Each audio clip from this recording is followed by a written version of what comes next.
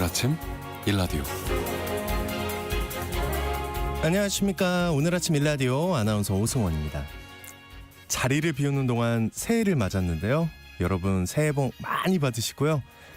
올해 기분 좋은 하루를 열 수 있는 날들이 되면 좋겠습니다. 네, 새해 첫 월요일 출근길입니다. 절기상 소환이었던 어제 수도권과 강원도 지역 등을 중심으로 폭설이 내렸죠. 오늘 아침까지 눈이나 비가 더 내릴 수 있다고 하는데요. 출근길에 길이 많이 미끄러울 것 같아서 걱정입니다. 어제도 눈길 사고가 많았다고 하는데요. 이 폭설보다 더 무서운 게 녹아내린 눈이 얼어붙으면서 빙판길과 도로 살얼음이 도사리고 있다는 거죠. 월요일 출근길일 만큼 조금 여유 있게 출발하시고요. 오늘은 되도록 대중교통을 이용하시는 게 더 빠르고 안전할 것 같습니다.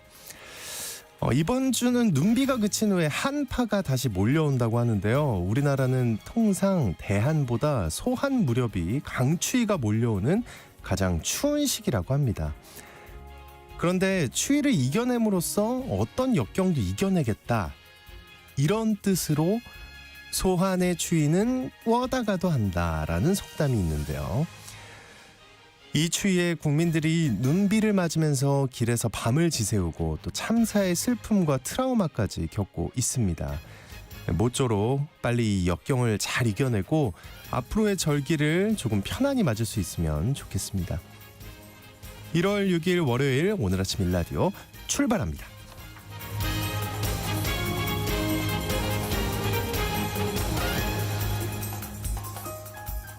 네, 오랜만이죠 진짜. 2주 만인데 잘 지내셨죠?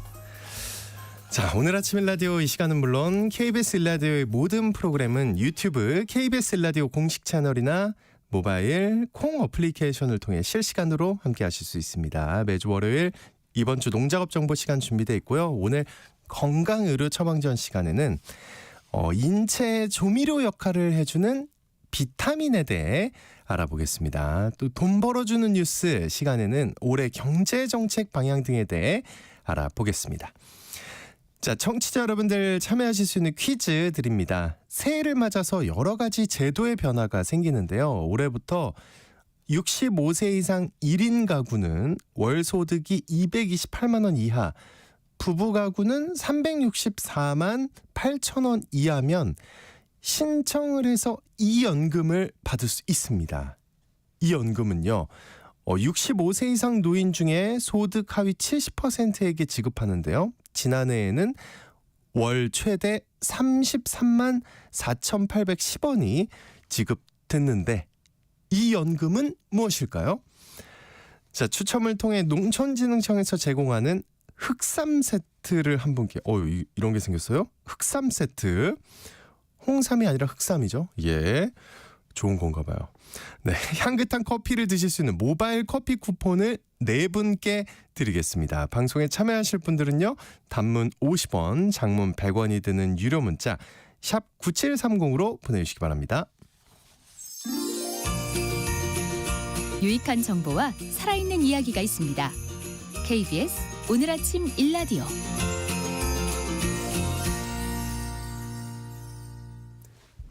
한 주간 농가에서 알아둬야 할 주요 농업기술과 농작업 정보를 전하는 시간입니다. 과수 화상병을 예방하기 위해서 겨울철에 정밀한 관찰과 궤양을 잘 제거하는 작업이 중요하다고 하는데요. 현장에서 찍은 사진으로 화상병 감염을 미리 살필 수 있는 앱이 개발됐다고 합니다. 이 소식부터 이번 주 농작업 정보 알아볼게요. 농촌진흥청 대변인실의 정병진 농촌지도관님 전화 연결되어 있습니다. 안녕하십니까? 네, 안녕하세요. 네, 화상병 감염을 미리 살필 수 있는 과수 화상병 전문가 상담 앱이 개발이 됐다고요? 네, 농촌진흥청에서는 본격적으로 겨울철 과수화상병 예방 중점 기간이 운영되는 시기를 맞아서 겨울철 과수화상병 예찰과 궤양 제거 작업 시 효과적으로 활용될 수 있도록 나무의 줄기나 가지에 발생한 궤양 사진을 통해서 화상병 감염을 미리 살펴볼 수 있는 과수화상병 전문가 상담 앱을 개발을 하고 현장에서 활용할 수 있도록 지원하고 있습니다. 이 현장에서 활용도를 높이려면 뭔가 진단의 정확도가 높아야 될 것 같은데 어느 정도로 정확한가요?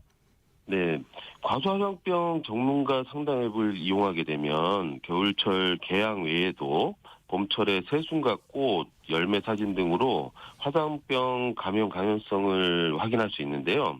앱 성능을 시험해 본 결과 배나무 화상병 진단 정확도는 100%, 그리고 사과나무 화상병 진단 정확도는 98.8%로 나타났습니다. 야, 이거 판별 정확도가 굉장히 높은데요.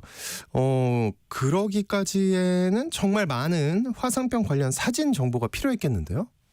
네, 이번에 개발 보급한 앱은 세종대학교 인공지능학과와 함께 인공지능 기술을 활용해 개발을 했는데요. 농촌진흥청에서 보유한 사과와 배의 부위별 증상사진 2만 3천여 점을 기반으로 만들었습니다. 과수농가가 사과 배의 줄기나 가지에 생긴 궤양 증상을 사진으로 찍은 뒤 앱에 올리면 농촌진흥청이 보유하고 있는 사진 정보와 비교를 해서 감염 가능성을 100분율로 보여주게 되는데요. 네. 만일 결과값이 80% 이상이 되면 바로 신고하도록 하고 있고요. 80%보다 낮으면 유사한 병일 가능성이 있기 때문에 궤양을 잘라내도록 합니다.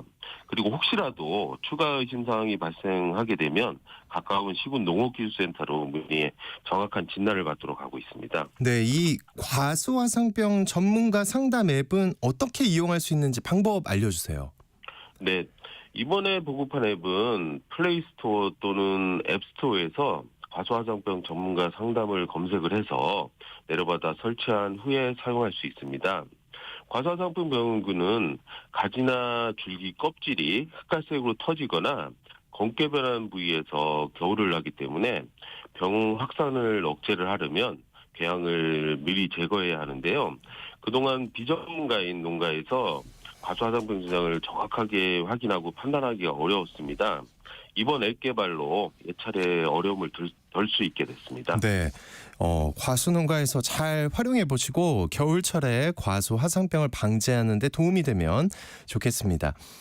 그리고 국내 양봉 산업에서 사용되는 용어가 일본식 한자나 현재 잘 사용하지 않는 표현들이 많았던 모양인 것 같은데 이번에 용어를 좀 쉽게 순화를 시켰다고요. 네.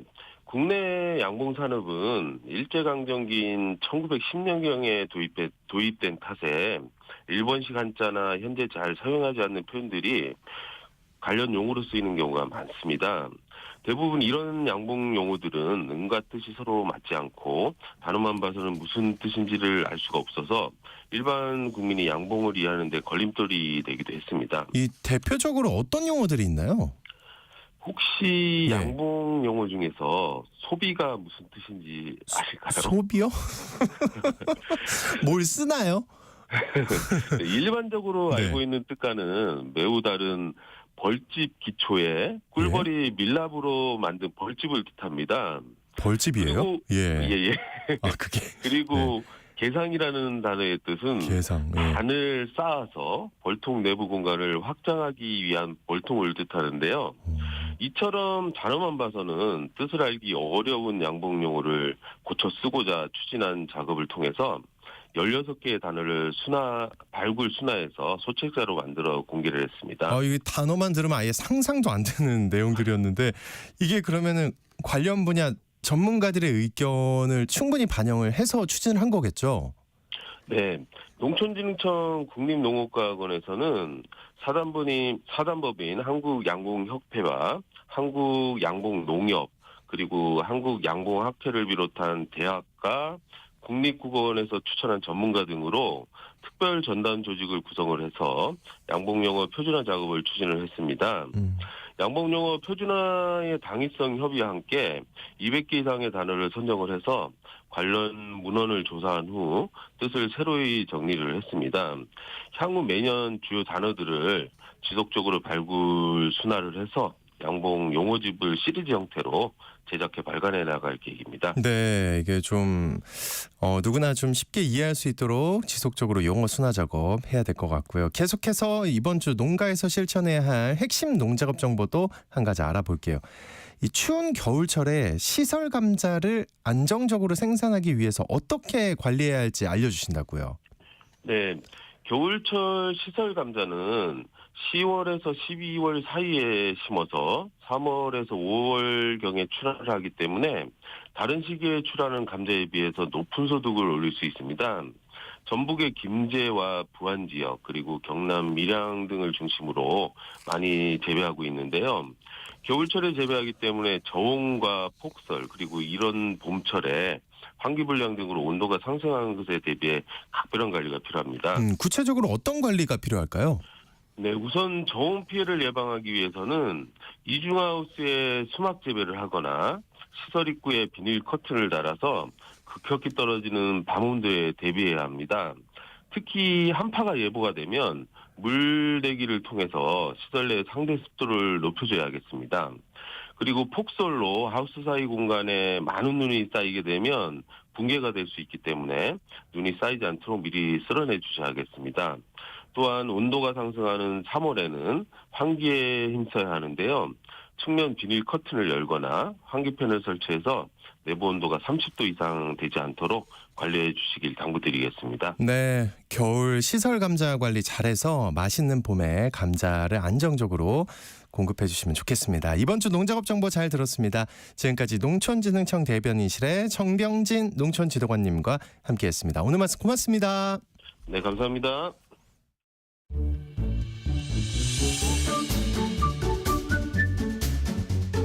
아침을 여는 기분 좋은 습관. KBS 오늘 아침 1라디오.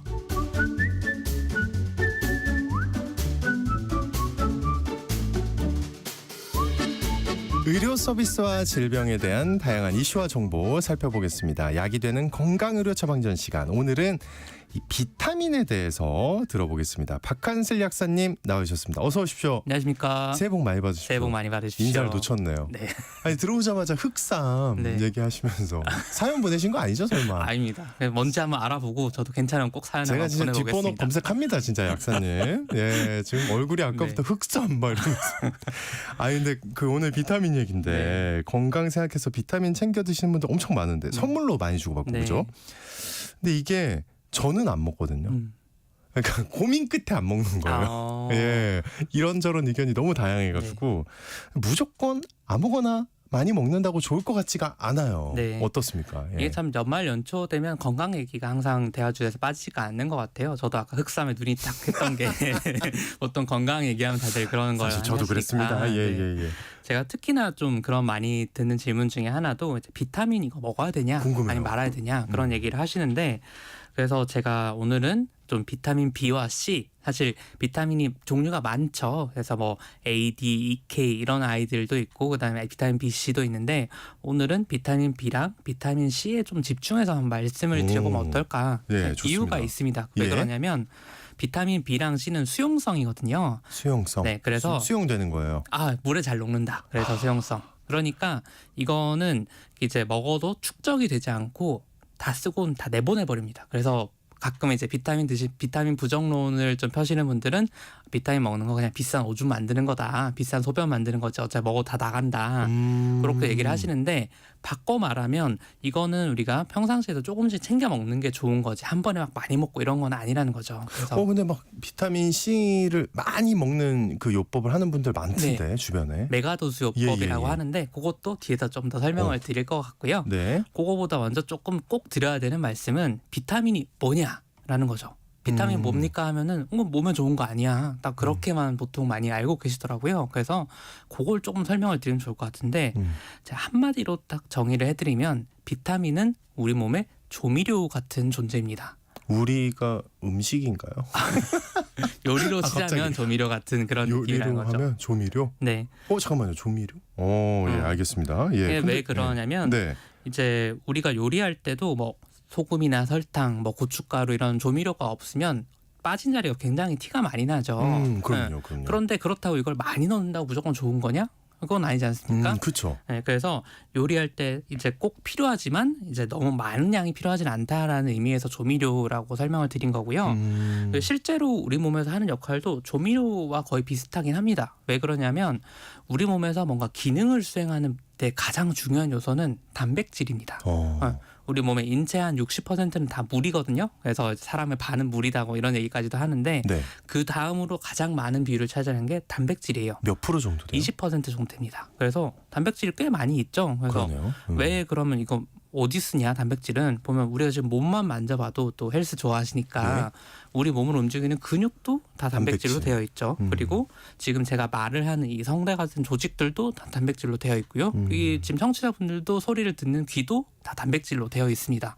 그러니까 단백질이 인체의 모든 기능을 수행하는 데는 꼭 필수적인 거고 조금 더 낮춰서 이제 세포 수준으로 넘어가면은 우리가 뭐 음식을 먹었을 때 이걸 분해해주는 효소, 그다음에 세포가 몸속에서 에너지를 만드는 데 쓰는 효소들, 이런 단백질 기능을 수행하는 효소들까지도 다 단백질로 되어 있기 때문에 단백질이 정말 중요한데 그러면 아까 말씀드렸던 네. 비타민 도대체 뭘 하냐, 이런 단백질이 다 하는 것 같은데 그러니까요. 그렇죠? 네. 그래서 효소가 단백질로 되어 있고 이 단백질이 기능을 하기 위해서 조미료가 필요한 것처럼, 그러니까 그거 요리에서도 이제 메인 요리 재료가 아니라 조미료가 이 맛을 내는데 꼭 필요한 아주 것처럼 필요하죠. 네, 예. 효소가 기능을 하는데 도움을 준다고 하는 거를 조효소라고 합니다. 도움을 준다고 해서 그 조효소의 성분이 비타민이에요. 그러니까 이제 인체의 조미료다, 그렇게 말씀을 드린 겁니다. 그러니까 몸에서 다양한 기능을 하는 가장 중요한 물질은 단백질, 네. 그죠? 근데 그 단백질이 제대로 일하게 하는 게, 그 제대로 일하는 걸 돕는 게 비타민이다. 맞습니다. 어. 그래서 이제 우리 사회를 봐도 그런 게 뭐 한 사람이 아무리 막 뛰어나다고 해도 주변 사람 도움이 없으면 그 역량을 100% 발휘하지는 못하지 않습니까? 그럼요. 그래서 막 뭐 소년 급제했다 이런 천재 소년 이런 거 나와도 사실은 보면 엄마가 밥 해 먹이고 빨래 해주고 방 치우고 이런 거 안 하면 어떻게 걔가 공부를 해서 급제를 했겠어요. 네. 그런 것처럼 사람 몸에서도 비타민이 그런 역할을 한다. 단백질이 제 기능을 할 수 있도록 도와주냐 생각하면 되고, 그러면 비타민도 이제 없는 자리가 티가 더 많이 난다고 말씀을 드렸는데, 애초에 비타민이라는 걸 발견한 것 자체가 비타민이 없어서 뭔가 병이 생겼을 때 왜 이런 병이 생겼지를 조사하다 보니까 이런 물질이 없네. 그럼 이런 물질이 없으면 병이 나니까 이런 물질은 몸에 필수적인 뭔가로 정의를 해보자. 그래서 비타민이라는 걸 거꾸로 발견을 한 거에 가깝습니다. 그러니까 병이 난 사람들을 보고 네. 이게 없으니까 병이 됐으니까 이거를 비타민으로 하자, 이렇게 된 거거든요. 그래서 그런 분들은 비타민 섭취해도 병세가 나아지더라, 이런 거고. 그래서 좀 그런 것들도 물어보시는 분들 계시더라고요. 비타민 왜 이렇게 이름이 어렵냐, 뭐 이름이 A, B, C, D 너무 많아요. 예. 가는데 사실 이렇게 순서대로 가면 좋은데 중간에 A, B, C, D, E까지 있는데 F는 없죠. 그러고 비타민- 보니까 없나요? 비타민 G도 없고. 네. 생각도 안 했는데. 네, 근데 좀 네. 가다 보면 비타민 K는 또 있습니다. 있어요 또. 네, 그래서 이게 뭐냐, 막 이런 게 네. 사실은 정말 순서대로 발견이 돼서 그런 거고요. 그래서 제일 처음 발견된 게 비타민 A인데 그 다음에 뭐 비타민 B가 발견된 거고, 이렇게 질병에 먼저 발견하고 그거 토대로 만든 거니까. 근데 나중에 후대에 좀 다시 재분류를 하다 보니까 이거 비타민 F도 옛날에 있었거든요. 비타민 F라는 것도 있었는데 이게 잘 보니까 이거 오메가3, 오메가6 같은 이런 필수 지방산이구나. 그렇게 늦게야 다시 확인을 한 거예요. 네. 전에 뭔지 모르고 그냥 필요한 거다라고만 생각을 했는데, 그래서 그런 것들은 그냥 필수 지방산이라는 이름으로 바뀌어서 다른 데로 분류가 된 거고. 원래 있었군요. 네, 원래는 있었습니다. 저는 마치 그런 개념인 줄 알았어요. 숫자 4를 싫어하는 분들 있잖아요. 그래서 네, 죽을 사람 그 음이 똑같다고. 네.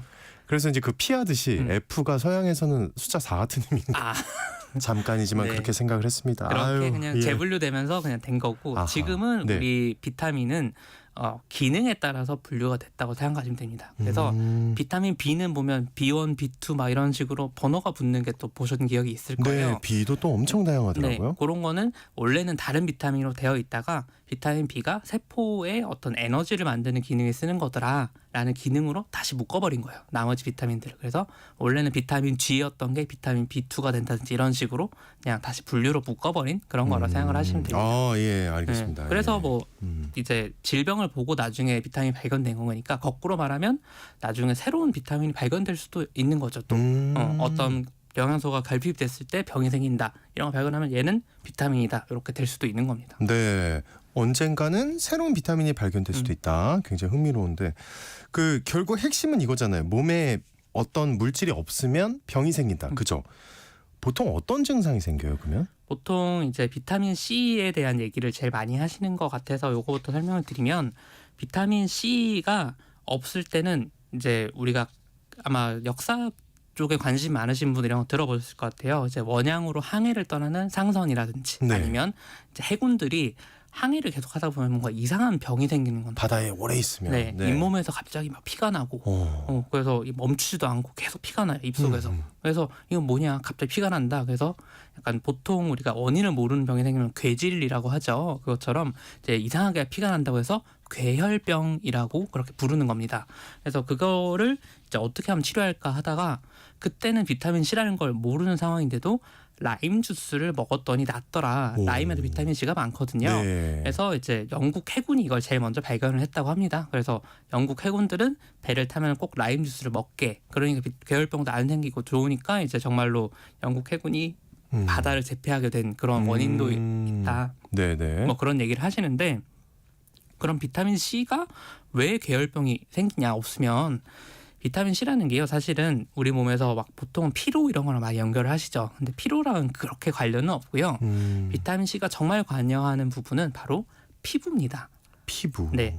여성분들은 아마 콜라겐이라는 얘기 많이 들어보셨을 중요한 거예요. 걸로 알고 정말 있죠. 중요하다고 예. 막 하고 막 하는데 이 콜라겐이란 게 피부 밑에 있는 일종의 철근 같은 구조물입니다. 그래서 건축물에서 철근이 있어야지 지지가 되는 것처럼 피부에서도 밑에 있는 콜라겐이 이제 부족하면은 피부가 처지고 그다음에 탄력이 없어지고 좀 그런 문제들이 생기기 때문에 뭐 그래서 돼지 껍데기 일부러 먹는다 이런 분도 계시고 그 정도인데 콜라겐이 아까 제가 말씀드린 단백질의 일종이에요. 그래서 피부의 인체의 모든 기능은 단백질이 하는데 그러면 그걸 도와주는 조효소라는 게 있다고 말씀드렸죠. 네. 그래서 콜라겐을 만드는데 꼭 필요한 조효소가 바로 비타민 C입니다.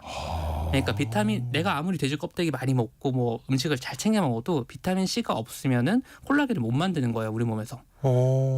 되게 중요하네요. 네, 그러니까 이제 항해를 하면은 뭐 고기나 이런 건 잘 먹겠죠, 단백질도 그렇죠. 그렇고. 예. 그러면 원래는 만들 수 있어야 하는데 비타민 C가 없으니까 가장 약한 피부 조직부터 무너지기 시작한 거예요. 잇몸이군요. 네, 그게. 그래서 잇몸 구강에서 계속 피가 나는 거죠.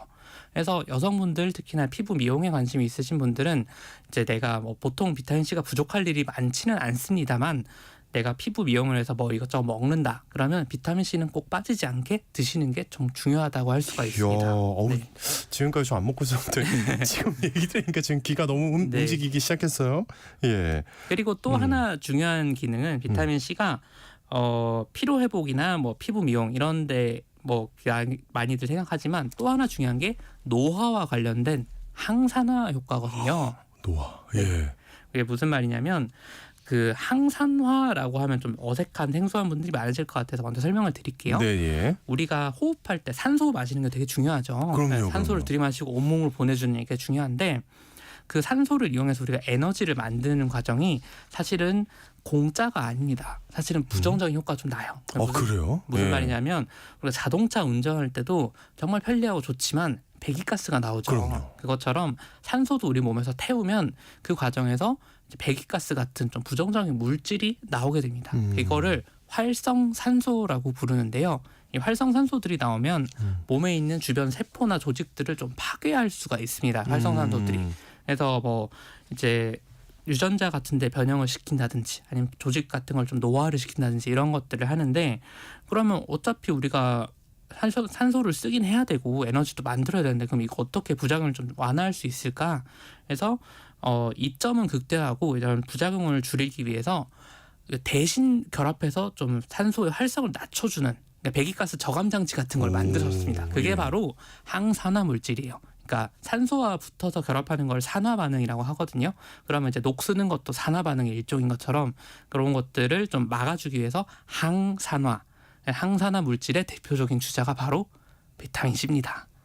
야, 여기까지 들으면은 이제 비타민 C에 관련된 과일들을 다 사야 될 것 같은데 과일값 비싸거든요. 네, 근데. 요즘 과일값 비싸서처럼 네. 그런데 그래서 좀 이게 너무 과도하게 먹을 필요가 있냐 아까 그걸 여쭤보셨잖아요. 그거 근데 궁금해요. 저는 좀 부정적인 게요. 비타민 C가 부족할 때까지 떨어지기는 쉽지 않고 이제 너무 많이 먹으면 이제 소변으로 배출이 되거든요. 근데 소변 속에 있는 좀 특수한 칼슘 이온이랑 결합을 하면은 이게 요로 결석을 만들 수가 있습니다. 안 돼. 저 요로결석 있는데 원래. 그거 굉장히 고통스럽고 아프잖아요. 겪어보시면. 장난 아니죠. 예. 그런데 이제 그런 걸 굳이 만들 필요는 없으니까 그래서 보통 권장하는 거는 하루에 2,000ml 이상 먹지는 마라. 라는 거고 2,000ml 꽤 많은 양 아닌가요? 네, 그래서 맞죠? 메가도스라고 하는 좀 과량으로 먹으면 더 좋다라고 믿는 분도 계시는데 사실은 아직은 과학적 근거가 그렇게 많지는 않습니다. 그래서 너무 많이 먹으면 그런 오히려 문제가 생길 수 있기 때문에 드시더라도 하루에 2,000ml 이내로 드시는 게 좋다라는 거고요.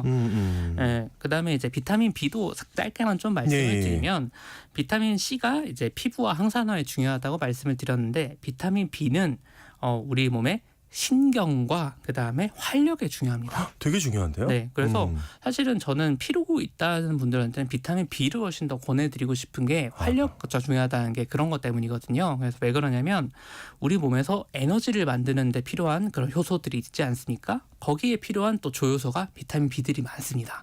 에너지. 네. 예. 그리고 이제 아까 말씀드렸듯이 산소를 온몸으로 운반하는 게 좀 중요한 일인데 그 산소 운반할 때 쓰는 게 바로 적혈구죠. 예. 이런 혈구를 만드는 데 쓰는 것도 비타민 B가 굉장히 중요하게 관여를 해요. 그러다 보니까 이제 또 혈구 하면은 적혈구도 있고 백혈구도 있죠. 그러니까 면역 작용에도 비타민 B가 관여하고 그래서 비타민 B가 생각보다 굉장히 하는 역할이 많고 특히나 이제 임산부분들도 임신했을 때 꼭 이걸 먹어야 된다 하는 영양제가 바로 엽산이죠. 철분이랑 엽산. 네. 예. 엽산이 바로 비타민 B의 일종이거든요. 그래서 비타민 B가 들어와야지 우리가 아이들이 태아 상태에서 신경 발달을 하는 거고 성인들도 비타민 B가 부족하면 약간의 좀 아까 비타민 부족한 증상을 보고 우리가 비타민 필요하다는 걸 알게 됐다고 했는데 여러 가지 신경 질환이 생기더라는 겁니다. 신경 질환이. 네. 그래서 이제 비타민 B를 먹어주는 게 성인한테도 중요하고 요즘에는 더 나아가서 알츠하이머성 치매라든지 아니면 파킨슨병 같은 그런 퇴행성 신경 질환에도 어쩌면 비타민 B가 조금 도움을 줄 수 있지 않을까 이런 어쩌면 게 조심스럽게 연구가 되고 있는 단계라서 이제 신경과 활력을 위해서는 좀 이런 것들도 같이 찾아서 드셔주시는 게 좋지 않을까 생각을 합니다. 물어볼 게 굉장히 많은데 지금 시간이 알겠습니다. 오늘 건강으로 처방전 시간에는 비타민에 대해서 잠깐이나마 말씀을 나눠봤는데 다시 한번 해주셔야 될 것 같아요. 알겠습니다. 지금까지 박한슬 약사님과 함께했습니다. 오늘 말씀 고맙습니다. 감사합니다.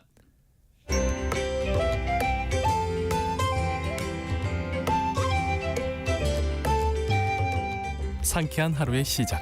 KBS 오늘 아침 1라디오.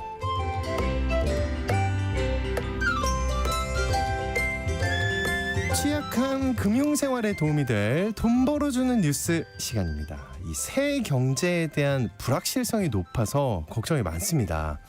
그래서 오늘 정부의 정책 방향 등에 대해서 살펴보는 시간 갖도록 하겠습니다. 동아일보의 강우석 기자와 함께합니다. 어서 오십시오. 안녕하세요. 새해 복 많이 받으십시오. 새해 복 많이 받으십시오. 뭔가 스타일이 달라진 것 같은데 아니요. 머리를 좀 머리를 올리던 걸 안 올린 것뿐이고 그림을 바꿨습니다. 신년을 맞이해서 잠깐만요. 그랬군요. 죄송합니다. TMI였습니다. 아닙니다. 중요한 거예요. 예. 더 TMI 하려다가 좀 자제하도록 하겠습니다. 첫 번째로 전해주실 소식이 뭔가요? 정부의 정책 방향 얘기한다고 하던데 오늘. 정부가 1월 2일 날 경제 정책 방향 발표했거든요. 거기서 성장률 관련해서 조금 이야기를 드릴게요. 성장률. 경제 성장률. 정부가 이제 나름대로 자기들도 예측을 해요. 근데 정부가 올해 대한민국 경제는 한 해 동안 1.8% 성장할 거라고 전망했어요. 1.8%. 참고로 이 수치는 기획재정부가 발표한 경제 정책 방향에 담겨 있는 겁니다. 먼저 성장률 얘기하기 전에 경제 정책 방향에 이게 담겨 있다 그랬잖아요. 이거는 어떤 거예요? 조금 입에 좀 안 붙죠? 경제 정책 방향. 그냥 경방이라고 많이들 줄여서 말씀하세요. 그렇군요. 저 모르게 항상 줄이고 있더라고요. 그러니까요. 정부도 줄이더라고요. 그래서 정부가 앞으로 어떻게 경제를 이끌어갈지 약간 개괄적으로 보여주는 발표 자료라 보시면 돼요. 1월에 한 번, 7월에 한 번 해가지고 1년에 2번 해요. 그래서 이제 7월에 발표하는 거는 하반기 경제 정책 방향이라고 해서 하경방이라고 부릅니다. 예. 그래가지고 이제 정부가 생각하는 물가, 경기, 산업, 통상 환경 변화 등에 대해서 정부가 어떻게 생각하고 있냐, 인식하고 있냐 그런 게 담겨 있는 중요한 자료인데 분량이 좀 많아요. 80페이지입니다. 언제 또 그런 걸 만들고 있대요. 예. 정기적으로 내고 있는 자료입니다. 아 그래요? 예.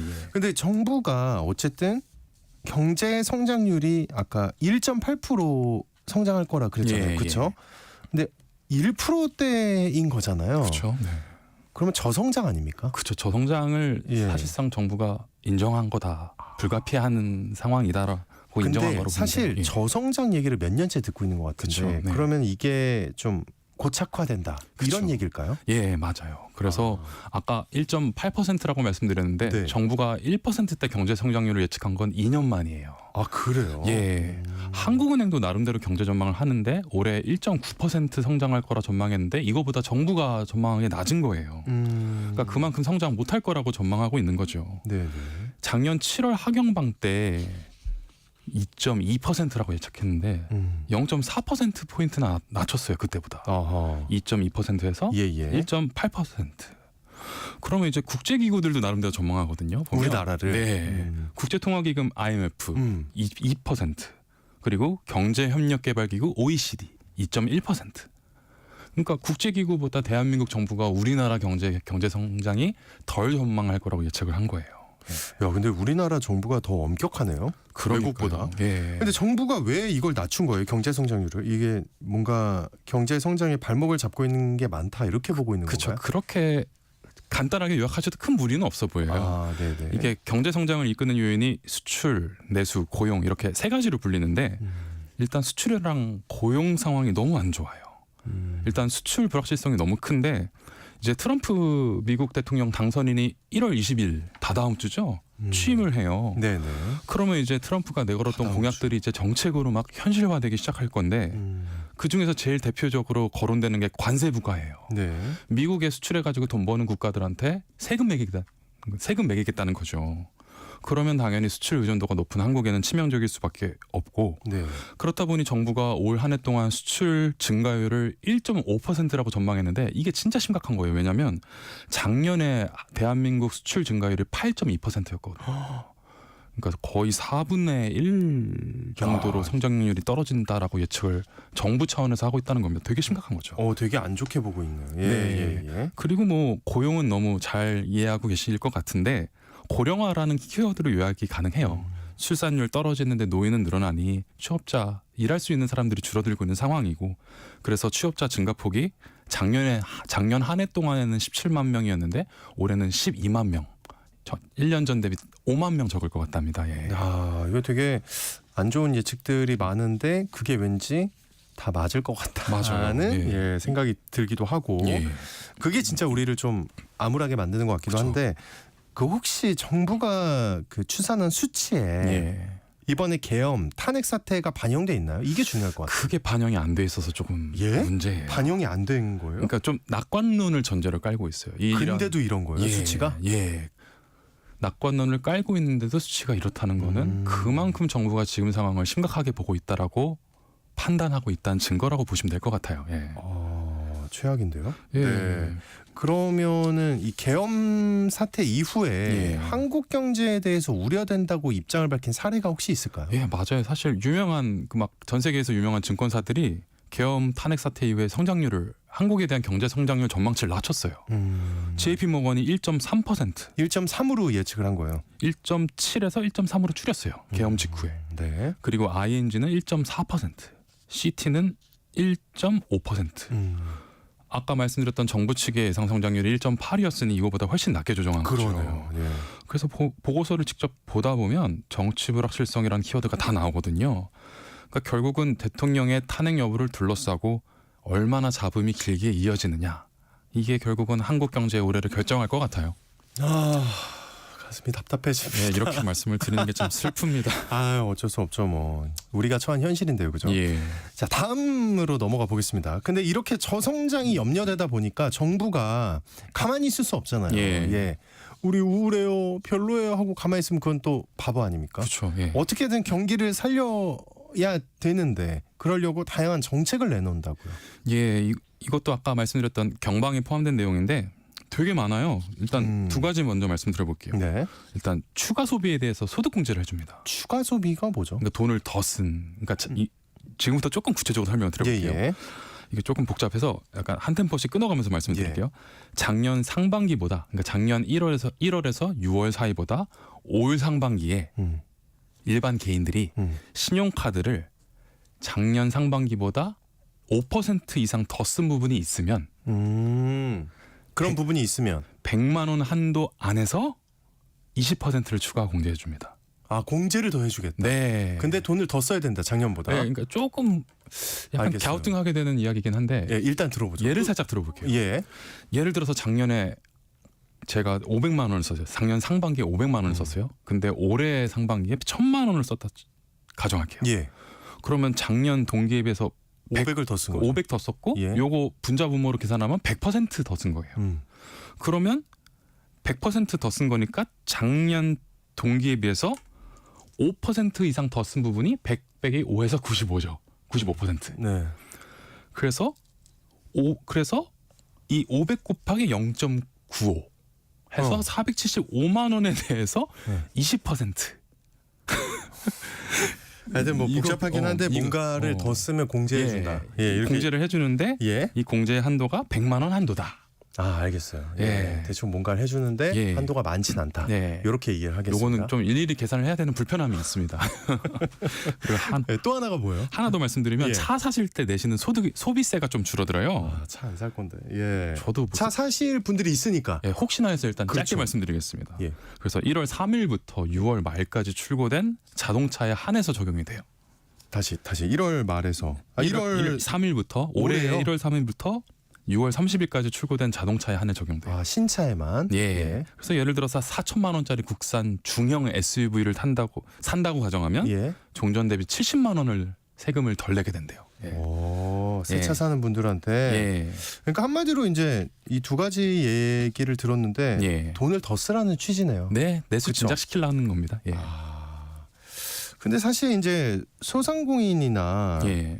자영업자분들이 굉장히 많이 힘들어하시는데 예. 그분들한테 보탬이 될 만한 정책이 있어야 될 텐데 예. 어떤 게 있을까요? 이것도 보면 약간 국민들이 골목시장, 전통상권 같은 데서 소비할 수 있게 조금 유인동기 제공하는 건데 네. 일단 첫 번째로는 소비자들이 영세 소상공인 점포에서 신용카드 결제 시 소득공제율을 높여주는 겁니다. 아, 공제를 더 예, 해주겠다. 공제율. 예. 그래서 원래는 15%였는데 이걸 30%로 올려주기로 했고요. 그리고 너무 많이들 쓰시는 온누리 상품권. 요것도 다음 달 10일까지 구매할 경우에는 할인율을 15%로 올려줘요. 지금 10%인데. 그래요? 네. 이거 굉장히 좋은데요? 네, 예. 요거는 되게 저도 요긴하게 온누리 쓸 것 상품권. 같아요. 네. 그리고 이제 해외 대신에 국내 여행하는 국민분들은 아시라라는 취지에서 비수도권 숙박 쿠폰을 100만 장 배포합니다. 수도권, 예. 비수도권의 예. 숙박 할인 쿠폰. 예, 아, 할인 쿠폰의 한도는 장당 3만 원이래요. 아, 그래요. 예.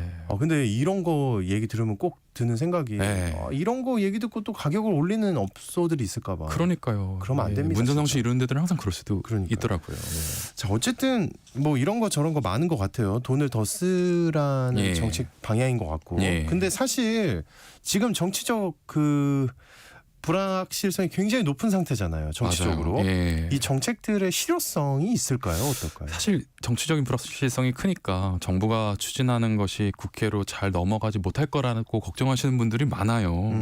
그리고 좀 가정이긴 한데 만약에 대통령 탄핵이 인용되고 조기 대선이 이루어지게 된다면 새 정부에서 경방을 다시 짤 가능성이 높아요. 아, 그래요. 네, 예. 그래서 사실 지금 취재 다니다 보면 고위 공무원분들이 딱히 지금 뭘 하실 수가 없는 상황이거든요. 그렇겠는데요? 예, 그래서 이 불확실성에 따라서 요 부분도 약간 미세하게 바뀔 여지는 있다고 보시면 될 것 같고요. 하나 더 말씀드리고 싶은 게 이런 부분들을 사실 인지를 하고 국민들이 소비를 하시려면 기사를 읽거나 이 라디오를 듣거나 한 다음에 소비 패턴을 바꾸셔야 되는 거잖아요. 그렇죠. 이게 또 일단 뭘 알아야죠. 예, 그래서 예. 약간 좀 이런 지점에서 탁산 공론식 정책 아니냐라고 비판하시는 분들도 있고 저는 일부 동의하는 편입니다. 그렇군요. 예.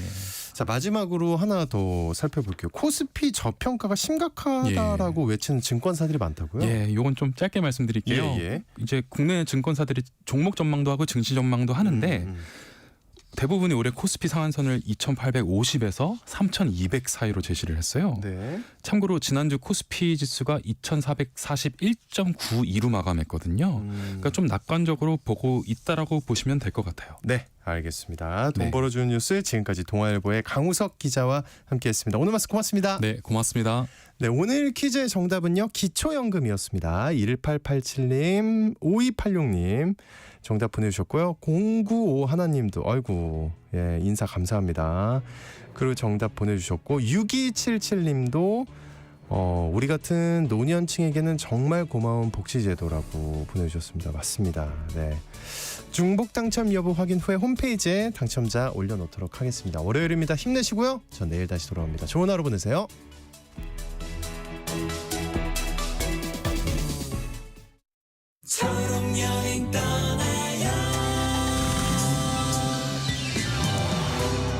떠나고 싶지만